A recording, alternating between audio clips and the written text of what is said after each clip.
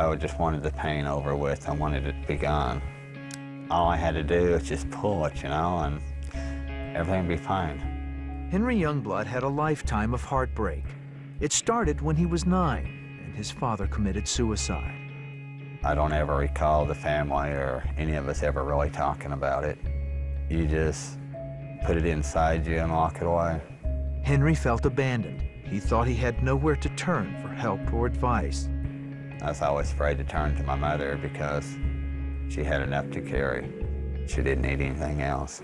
As a teenager, he missed his dad. It wasn't long before he started drinking. I was turning to the alcohol for the answers that I was looking for. I got to liking it. It makes you feel better, even though it's just for a short while. In his 20s, Henry married and started a family. He continued to drink, but alcohol wasn't the only thing he used to hide his pain. Kept working, kept drinking, kept working. I've always felt like there was an emptiness inside me. When I did get into alcohol, the alcohol is the only thing that seemed to fill it. As long as I was drinking, the emptiness wasn't so bad. Addiction took its toll on Henry's marriage. He was rarely home, and when he was drunk. Then he met Rick, a man who soon became Henry's best friend and confidant. He was kind of like a big brother. That's the way I looked to him. He was the first person that I'd ever really confided in, that I'd ever really just open up and talk to. As a result, Henry spent less time in the office and cut back on his drinking.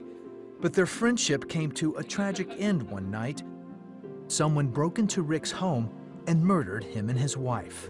Took me back to being empty, very empty on the inside. Henry's grief was unbearable, and once again he threw himself back into work and alcohol. Finally, his wife had enough and told him to leave. I work! You don't work, drink! Out! I don't want to go! Get! Then that same week, Henry lost his job. Everything that you'd ever worked for, your dreams, your hopes, plans, everything. Everything you fought for, everything you worked for, it's gone. Like his dad, Henry decided to end his life. So I took a loaded .38, pulled the hammer back and stuck it to my head. I just wanted the pain over with. All I had to do was just pull it, and everything would be fine. But there was a burning desire in here to turn that TV on. There was a man on there. He said, "You, the one that just turned the TV on." That man was Pat Robertson. Henry was watching the 700 Club. Said, "You just lost your job." He said, "You just lost your wife, you've lost your kids." He said, "You're sitting on the couch," and he said, "You got a loaded gun, and you're fixing to pull it." I laid the .38 next to me, and I listened to him. For the first time, I actually could really believe in something that was really there, that wouldn't leave, that wouldn't go away.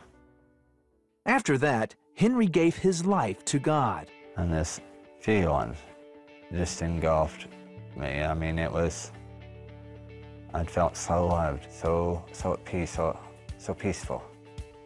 Henry has never been the same, and he hasn't touched a drop of alcohol since.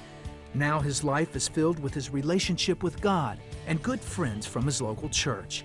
He also found a new passion, riding motorcycles with a group of Christians called Faith Riders. He doesn't just change part of you, he changes all of you.